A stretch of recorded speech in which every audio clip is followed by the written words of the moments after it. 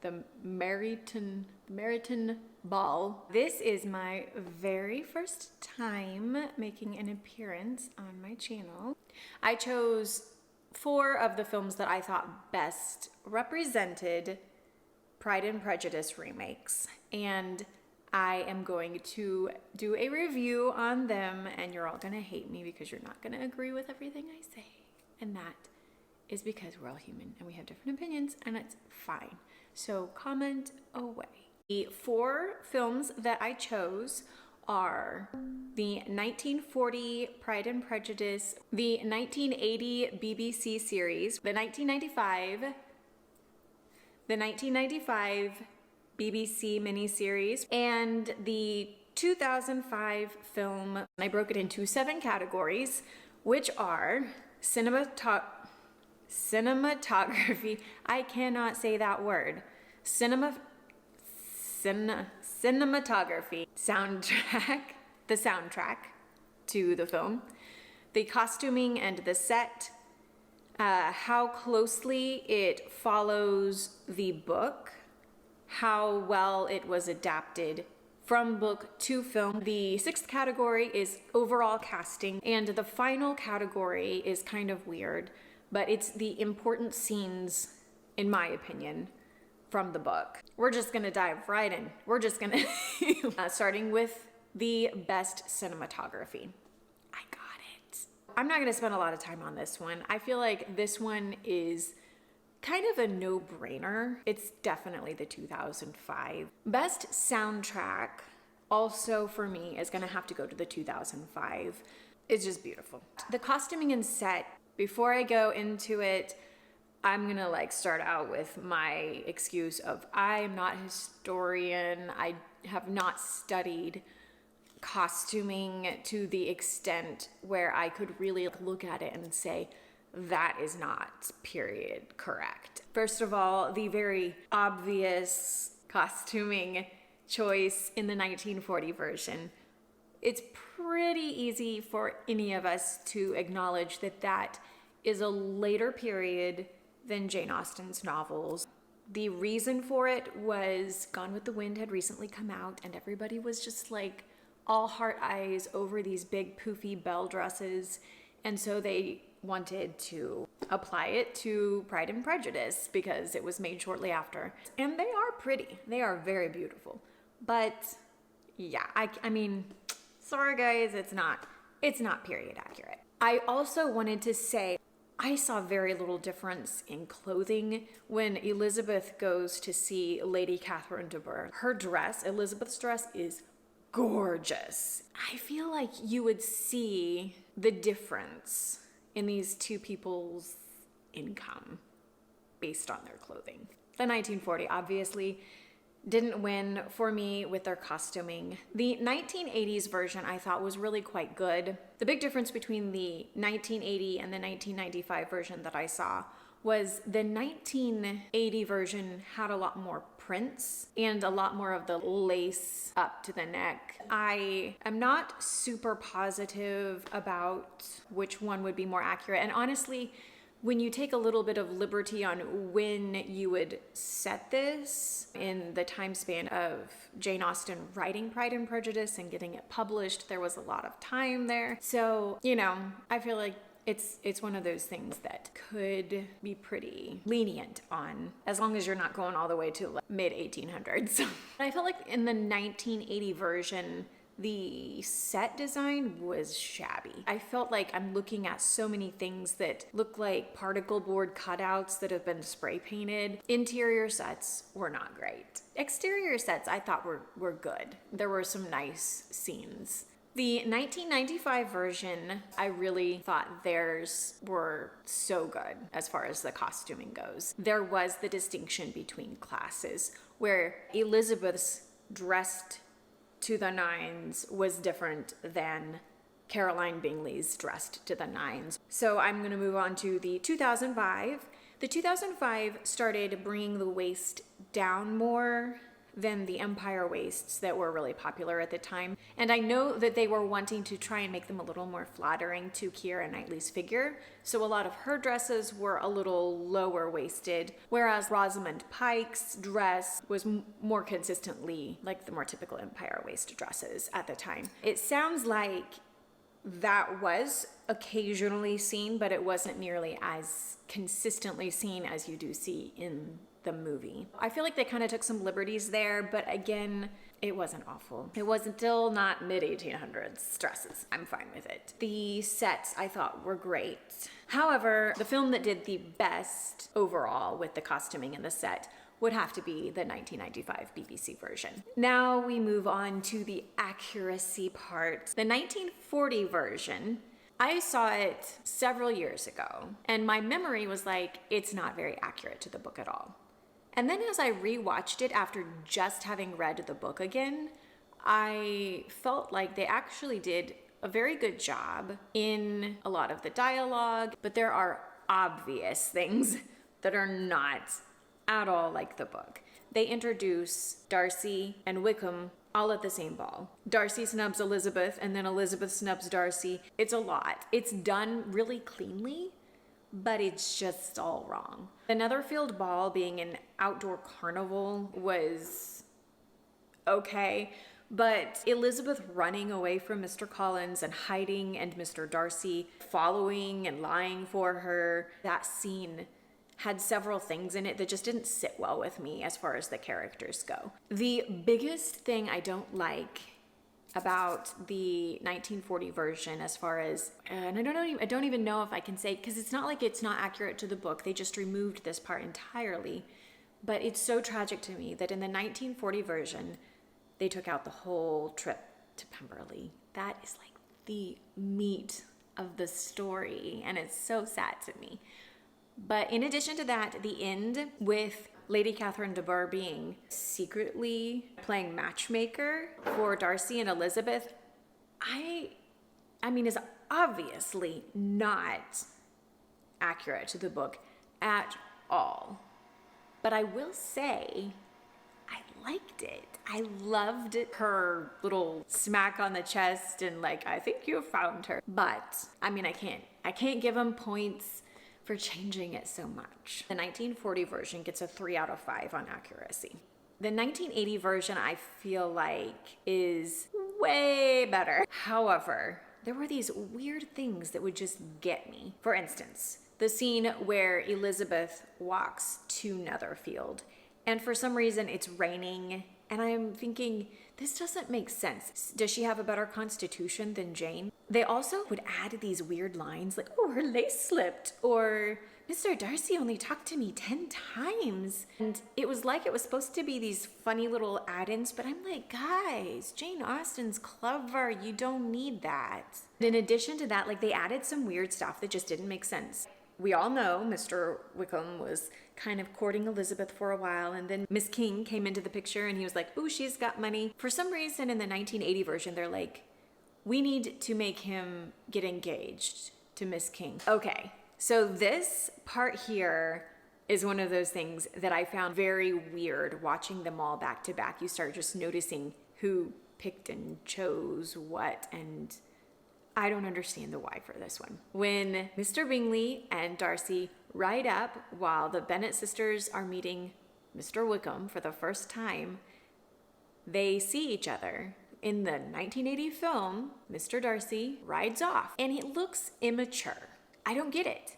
And yet the 1985 and the 2005 decided they needed to also do that.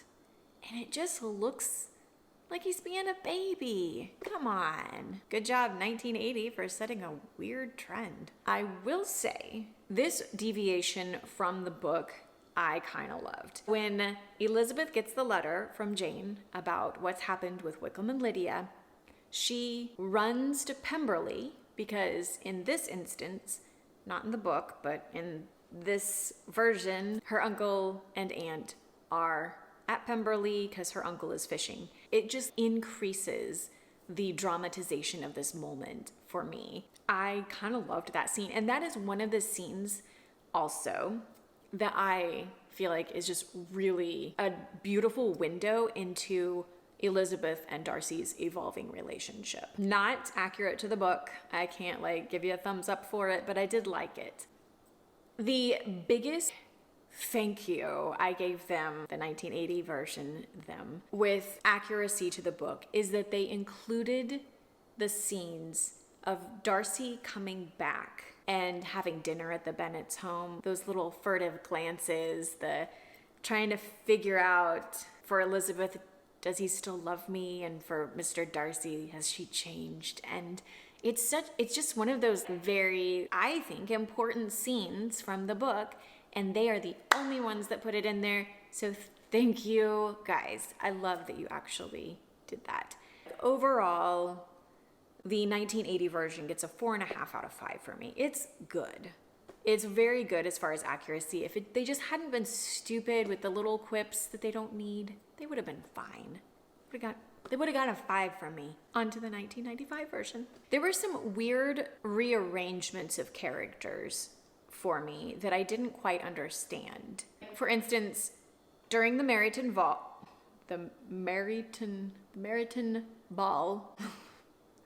during the Meryton Ball, when Elizabeth overhears Mr. Darcy being rude, she's supposed to be with Charlotte. Instead, she's with Mary. And whatever, but there is a limited amount of time that you can communicate the closeness of her relationship with Charlotte. And I feel like when you rearrange it and there's really no point, then you're better off not rearranging it, because that's one small opportunity to show that they're friends. Instead of Charlotte coming and telling Elizabeth personally, Lydia comes in and spills the beans. It's just off. That's not how the characters behaved. That's not how they would have behaved. And again, it distances Elizabeth and Charlotte's relationship as though they don't really have much of one. Overall, I thought they did a great job with accuracy. I can point out lots of little things, but I'm just going to skip straight to the end. Oh my God, what happened? You've got all of these scenes that they're really well done mostly. And then you get to the end and it's like, we're out of time. We just need to finish this. So instead of doing any of the scenes that are actually in the book, we're going to skip all of that. We're going to have a really, really awkward proposal scene. And then we're going to have an even more awkward wedding ceremony that doesn't happen in the book. And an extremely awkward kiss at the end. I hated it. And this is where it's your chance to all get on your little keyboards and type your I can't believe you just said that. It's fine. I hated it. I thought it was awful. The pacing suddenly was wrong. It was no good. It was no good. Okay, I'm done. Even though I hated the ending, I still give them a 4.5 out of 5. The 2005 version is kind of like the 1940 version in the sense that they kind of squash things together a little more understandably. They don't have 5 or 6 or I don't even remember how many hours I spent watching these miniseries, but they don't have that kind of time. It makes sense, but obviously that's going to mean that it's less accurate to the book because the sequence of things is not always right. I just have to talk about it. The scene where Elizabeth, she's in her nightgown, downstairs, looking at herself. I don't even know, dawn or middle of the night. I don't know. It is not a come-a-call-in time. And for some reason, Mr. Darcy just helps himself into the house and hands her a dresser.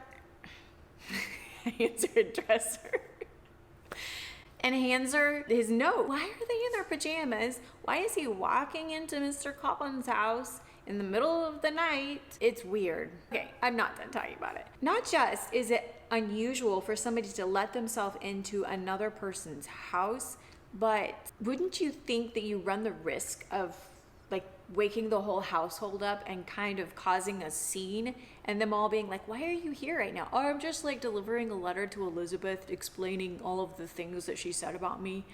And I proposed and she said no. And now I'm just trying to explain myself. And that's all.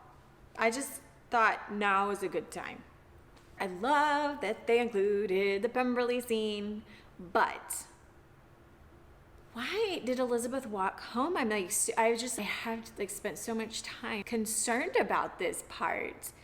I get she was really flustered when she sees Mr. Darcy and she just wants to get out of there and not see him anymore. But her aunt and uncle are gonna wonder where she went, and how far is Pemberley from their place? Like I'm thinking if she can even find her way back, it's a long walk. Another thing on accuracy, for some reason they thought it necessary to express that Mr. and Mrs. Gardner do not have children, which is absolutely not true. So I just don't even think the point of why talk about it. If you don't want them to have children, then just don't mention it. Also, this is a curiosity that I have not been able to find the answer to. So if anybody knows this, I really, really want to know. At the end, when Lydia is talking about coming back in the carriage and dangling her hand out, the person that they name is Sarah Sims, which is not who it was in the book. And I don't understand the change. I don't know if they just were like, we don't want to look it up, and so we're just going to throw a name in there, or if that is actually like some kind of shout out to somebody and they just figured nobody would notice. So anyway, if you know, please in the comments tell me, because I'm so curious. So I had to get to the end scene and complain about it. I know everybody loves the long, sexy Darcy walk, but I have so many questions. In the book, he is coming from London. It's kind of implied. He heard from his aunt, who hurried back to London, relayed her conversation between her and Elizabeth to Mr. Darcy, and he, instead of being discouraged, is like, she loves me. Rides straight there to maybe propose. If that's what he did, then why is he walking? Or maybe he rode the horse straight to Netherfield, and then in his haste to see Elizabeth, or maybe his horse is tired, or maybe it died on the way, he's walking the rest of the way to see her. I don't understand it. I have so many questions. What about the horse? Is it okay? I kind of skipped one scene that I absolutely love, and that is the scene between Elizabeth and Charlotte, when Charlotte tells her that she's going to marry Mr. Collins. It's definitely not by the book, the conversation, but I feel like it expresses so well the fear, the pressure, the limitations of being a woman in late 18th century, early 19th century. It just really captures those emotions that a woman, I would imagine, would feel at that time when their prospects of success in life are highly based on what kind of a man they can catch. 2005 gets a 3.5 star out of 5 for me. The 1980 version and the 1995 version tie. Moving on to best adaptations to film. We'll start with 1940. I feel like the 1940s version, despite the very liberal changes that they made, the scenes flowed really well. They did a great job capturing the characters' personalities. I feel like overall they got the general spirit of the book down very well. And so I'm going to give them a 4 out of 5. The 1980 version. The beginning is so awkward for me. Thrown in throughout it are just awkward scenes, like the scene at Rosings when Elizabeth is getting ready to leave and Anne all of a sudden is like, I just want to express somehow really shyly to you that I really like you. And it was weird. I will say that I did like this scene where they had Mr. Collins and Charlotte walking back from Rosings. It's when Mr. Darcy just popped in and kind of had an awkward, hi, how are you? This is supposed to be awkward. That scene was good. I'm not referring to that scene. It's supposed to be awkward. But that whole scene. So when they see him leaving, Charlotte says, Mr. Darcy must be in love with Elizabeth. That makes so much more sense to me than Jane Austen's reason for Lady Catherine finding out that Elizabeth and Mr. Darcy might be engaged. Overall, though, I think the 1980 version just kind of missed the mark. They get a 3 out of 5 for adaptation to film. Like I said before, the 1995 version, I think, inspired the 2005 version a lot at their beginning scene and other scenes. I liked the beginning scene really well. I thought it gave a nice picture into the Bennet family really efficiently. There were, again, awkward moments in the 1995. The floating Darcy head is weird. The proposal scene being repeated right after it happens was a waste of time, and tragically so. You don't have time to waste. You screwed up the ending. Do it good one time and move on. I also thought that the pacing just wasn't really spot on. I guess this is kind of a continuation of my complaint. They have these scenes where they're reading all of these letters very thoroughly and going through all of this stuff in kind of painstaking detail. And then they get to the end, like I said before, and it's just done. Badly done, Emma. That's a different one. Overall, because there were several like weird scenes and just awkwardness, I'm gonna give him a 3.5 out of 5. The 2005 version, I just absolutely love the opening. It is so spot on, capturing just the chaos of the Bennet family and the different personalities. I loved it as an artistic movie. I saw what they were doing throughout. I also loved how the Meryton Ball felt like a rough country dance. And it makes so much sense then when you see Darcy come in and he's like, this is weird. There is a clear class difference here between what they're used to and this. I don't know if it would have looked that different or not, but it really captured, I think, a better understanding of their different cultures.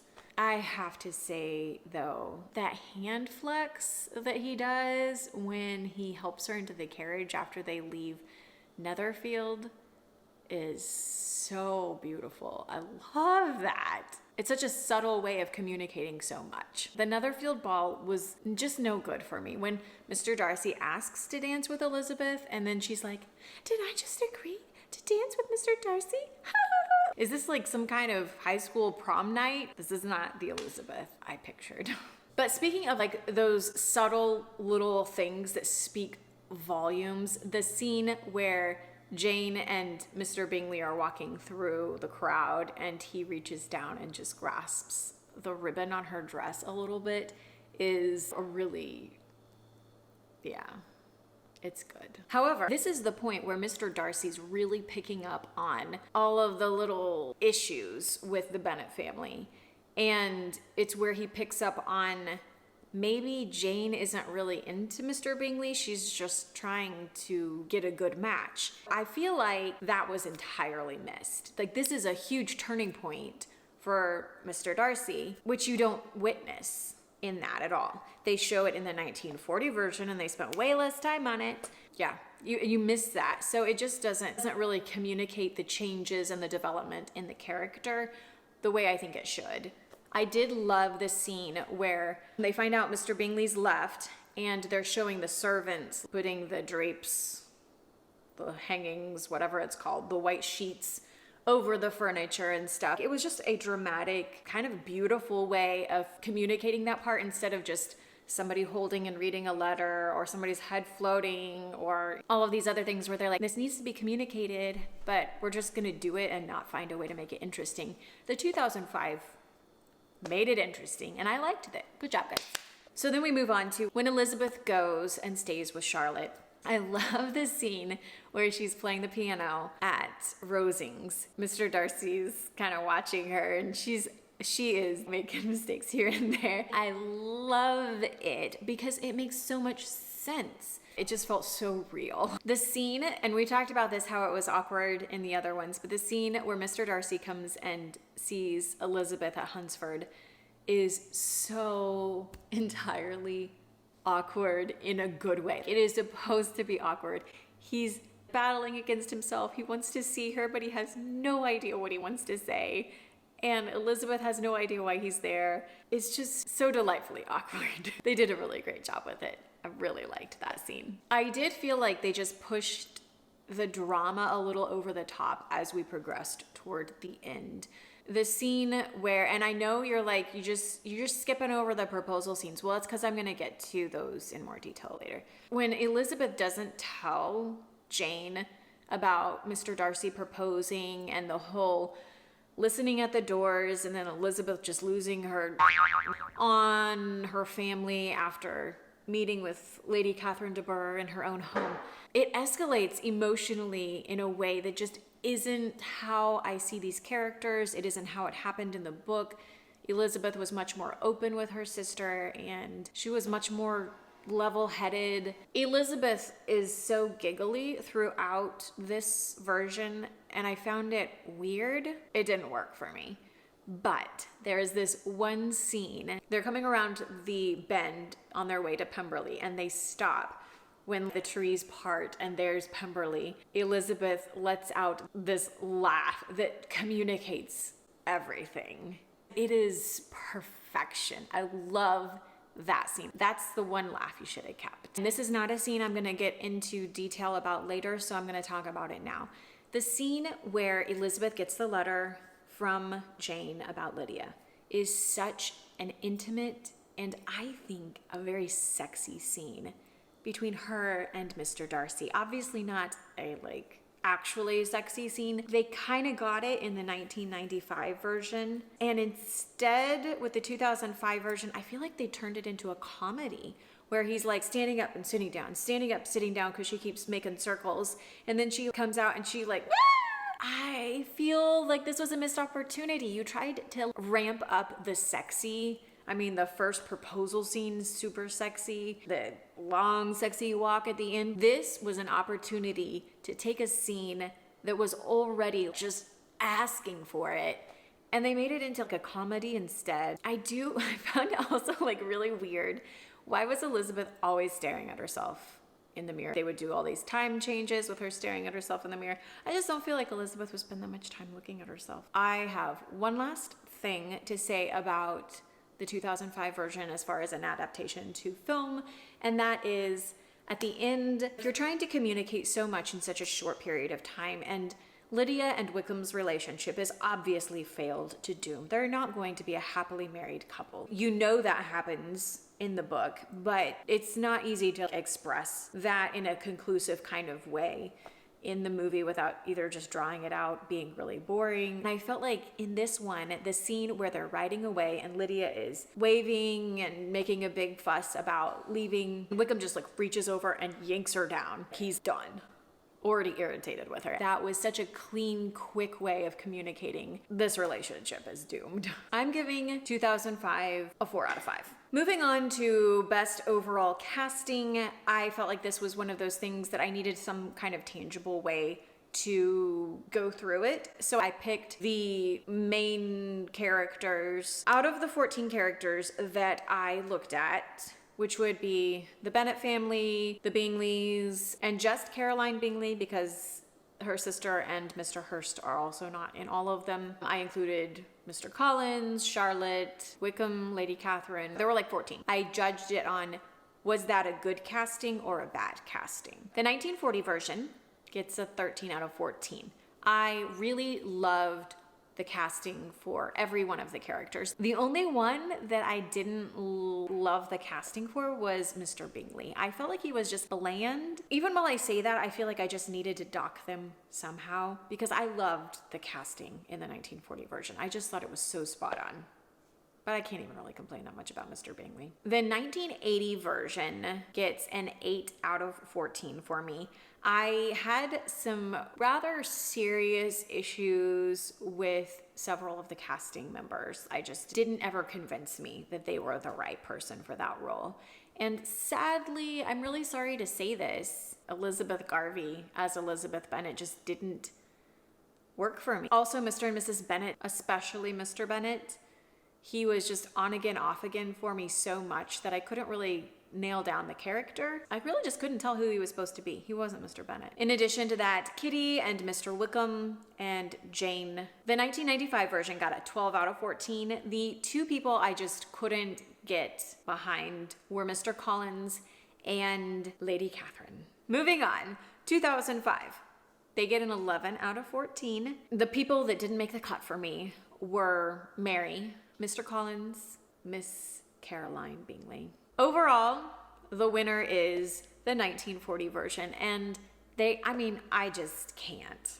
Their casting was so good. Last category is important scenes. The first scene that is in all of the films that we're discussing was Mr. Collins' proposal. I love this scene in the book. It is so hilarious to me. It's so specific that you can't not do this well. I have high expectations. So let's just break down real quick the different ones. The 1940 version, 5 out of 5. I'm sorry. That was perfection. The way he is following her around on his knees and just can't seem to get it through his head that she is not a polite, elegant female. She legitimately has no desire to marry him ever.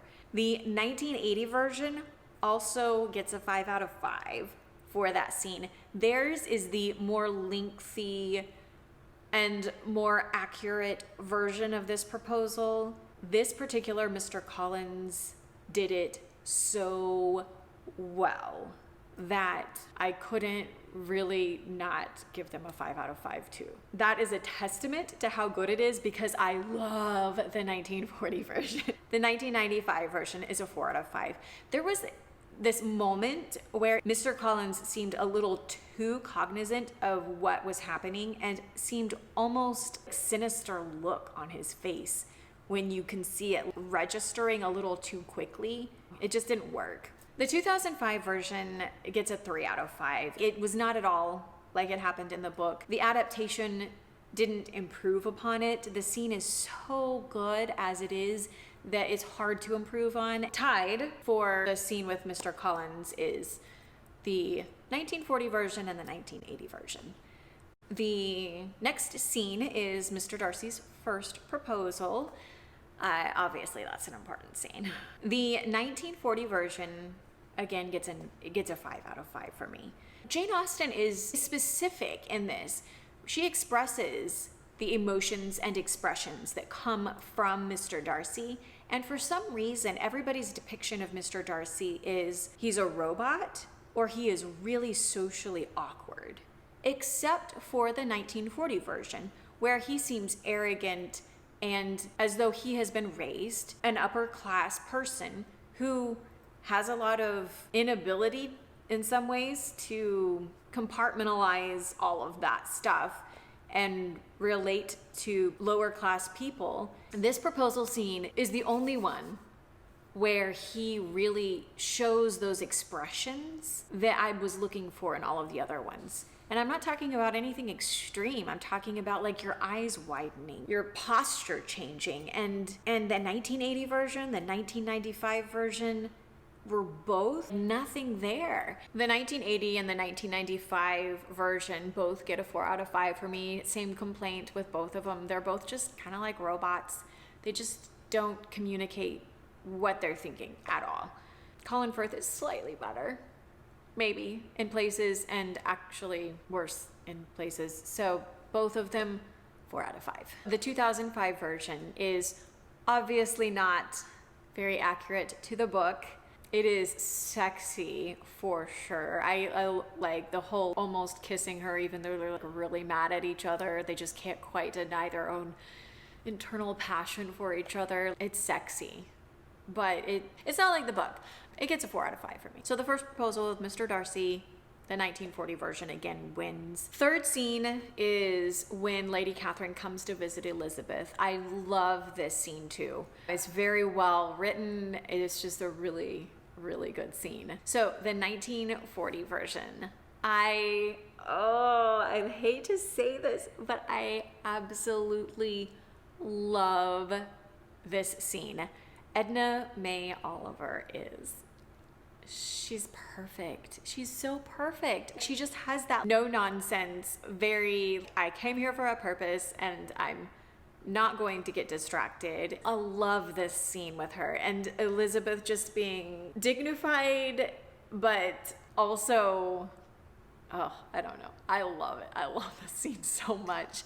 However, we know is terribly wrong as far as the fact that she legitimately does not want Elizabeth to marry Mr. Darcy, and instead she plays matchmaker in the 1940 version.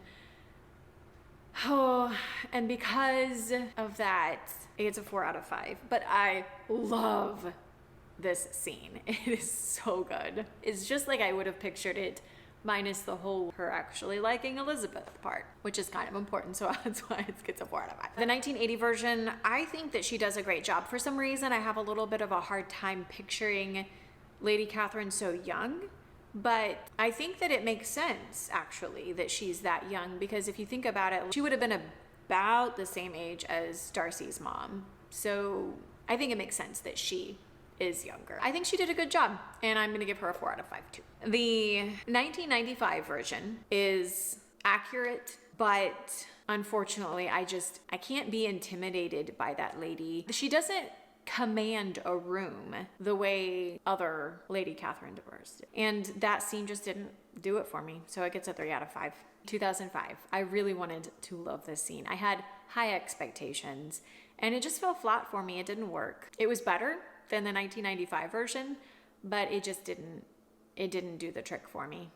The winner of Lady Catherine and Elizabeth scene is a tie with the 1940 and the 1980 films. And finally, the concluding second proposal with Mr. Darcy. The 1940 version is definitely a jumble of blah, blah, blah, blah, blah, all thrown together very quickly. I mean, they had less than 2 hours to get the movie done. While it was a lot of boom, boom, boom, boom, boom, it was done very efficiently and cleanly. I will say the thing I really loved is in the book it expresses how Elizabeth is feeling kind of embarrassed and shy. And so honestly, like how I picture it in the book, I felt like this one did the best job portraying Elizabeth and Mr. Darcy. Mr. Darcy is more confident in this moment, not necessarily leading up to it, but he's confident in his expression of love for Elizabeth once he realizes that she has returned it.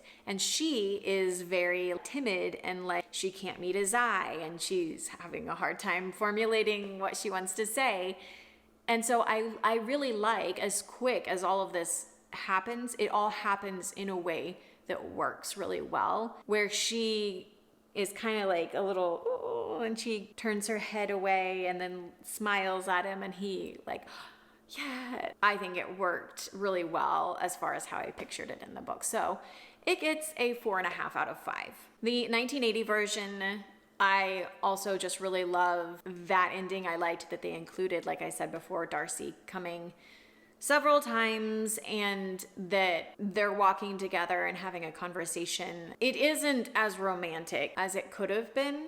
Mr. Darcy's not a robot. I did like it. I thought it was well done, and the pull away scene is very beautiful and all of that. It's good. I do feel like Elizabeth isn't timid like she needs to be, but I do like how Darcy, his affect changes when he realizes I get to marry her.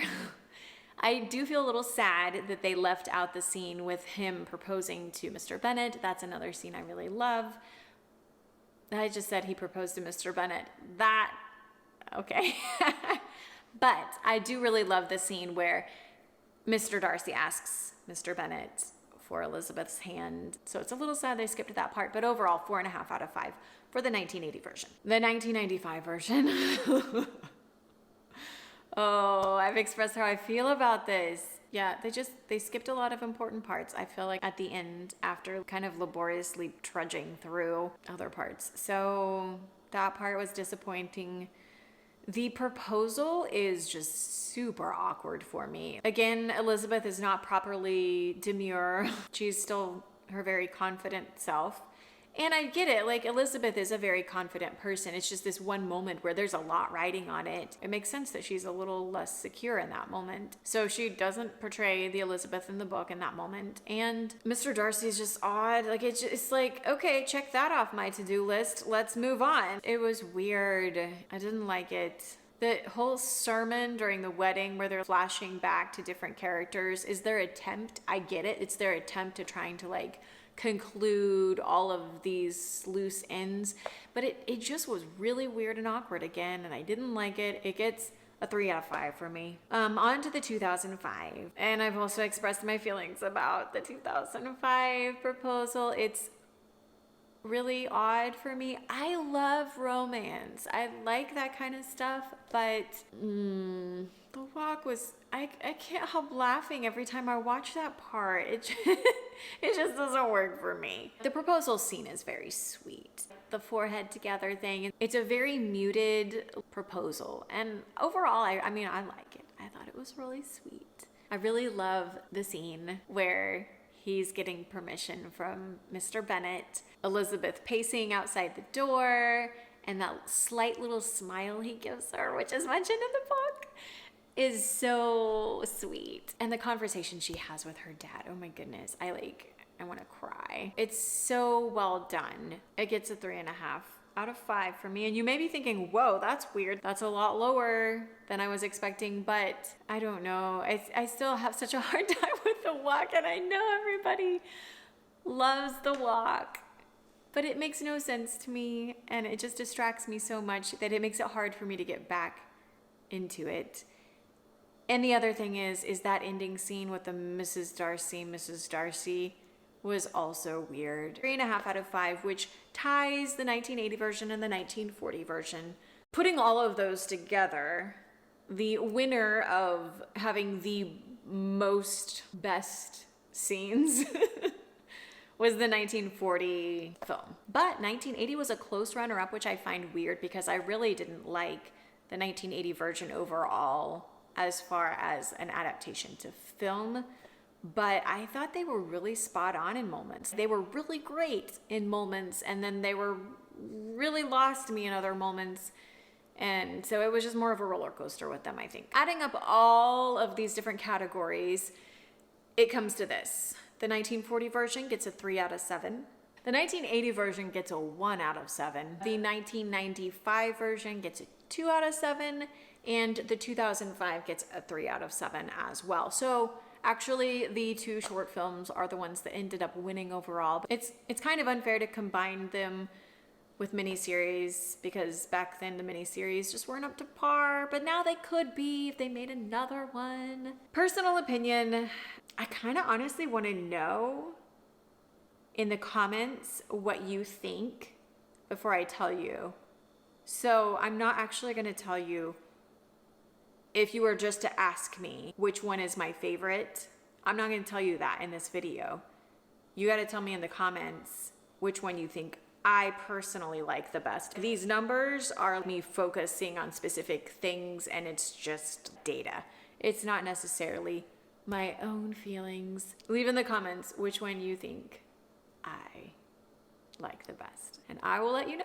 I am going to make a separate video on who the casting is from all of these because I think it's just going to take too long to do in one video. So this is it for now, and I will see you all in another video.